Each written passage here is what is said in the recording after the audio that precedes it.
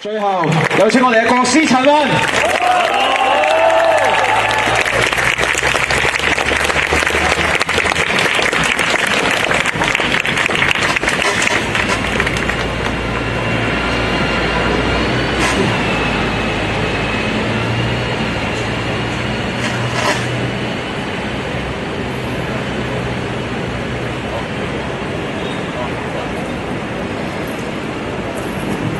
感謝皇天上帝嘅保佑，感謝各位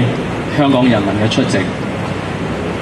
今日本來係好酷熱嘅黃昏，但係因為晏晝落咗一啲嘅冰雨之後就陰天，所以我哋得到片刻嘅安寧喺呢度做一個偉大嘅集會。香港好多人話係一個福地。A blessed land， 但香港嘅福地由英國開埠以來，喺香港開埠以來都係有年限嘅。滿洲政府將香港島同埋九龍依次永久割讓咗俾大英帝國，但係新九龍同埋新界英政府喺打敗仗之後，用99年嘅年期租咗俾大英帝國，之後令到香港恆久喺一個期限之內享受偷嚟嘅幸福，所以歷來嘅香港嘅上層嘅華人或者殖民官話，香港係借嚟嘅時間，借嚟嘅地方，呢度有幸福，但係呢度嘅幸福係有期限嘅。喺97之後，中英政府之間用聯合聲明同埋基本法，將香港以往嘅制度同埋自治嘅地位，用成文法嘅方式保障咗落嚟。但係呢個保障亦都係有年限，就係50年。呢個年限甚至比起滿洲政府俾大英帝國嘅年限仲要短。呢個令到香港喺2047嘅陰影之下永無寧日。我哋今次熱普城聯盟5區參選，小弟陳雲同埋李國熙代表新界東呢一邊參選嘅目的就係要將香港人嘅幸福延長到永遠，將一個上帝應許嘅地方，一群善良嘅人民保護落嚟，亦都使到喺香港尋求安寧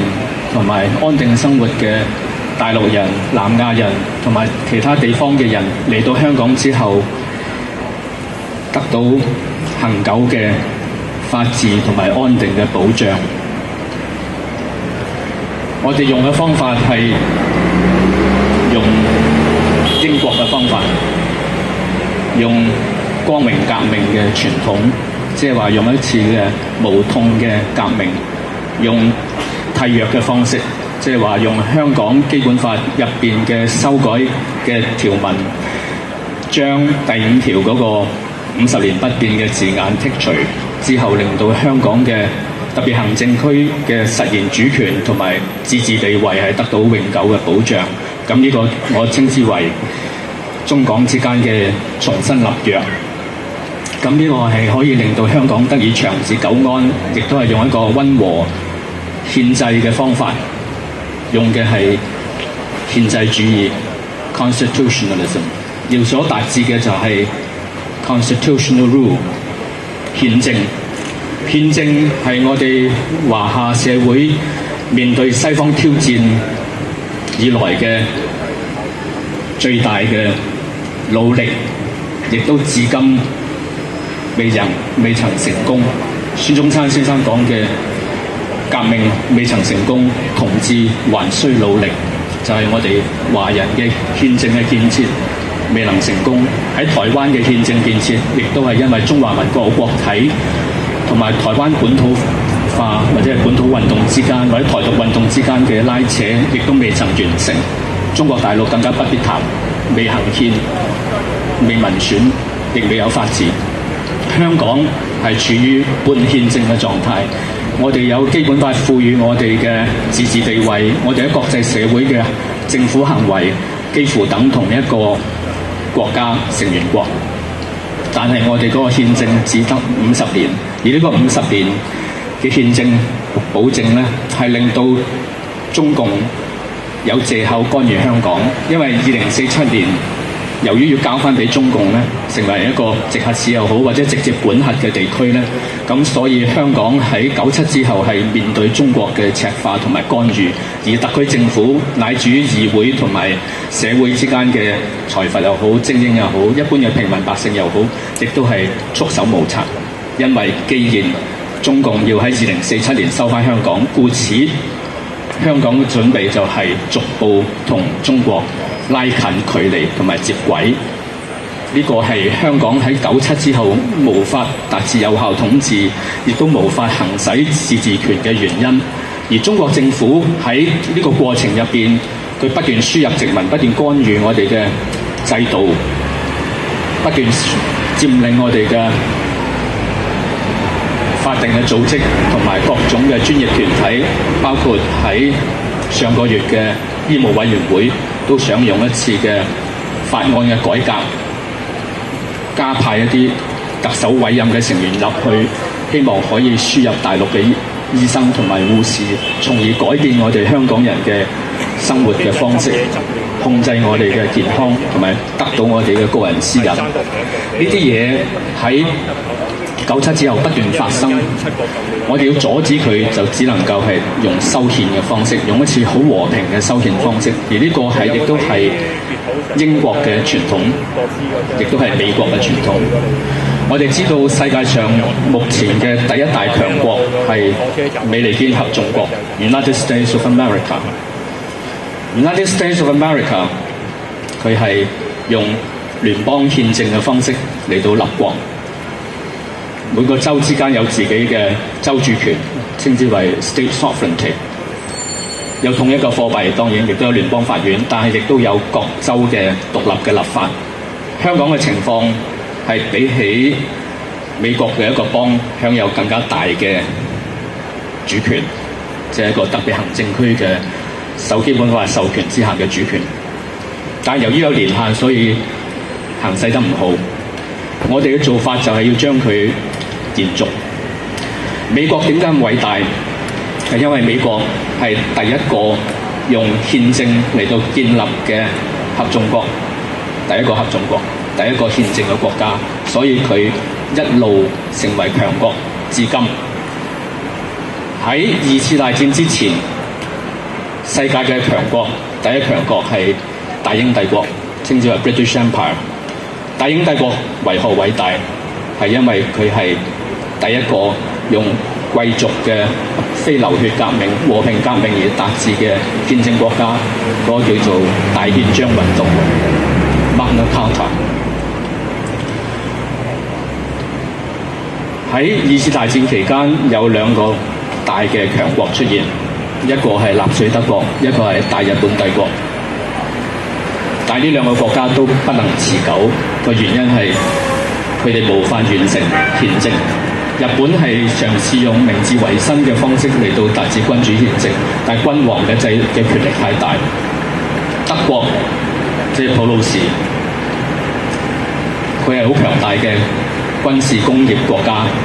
但係由於佢嘅憲政係經歷過3次嘅共和都未能建立，故此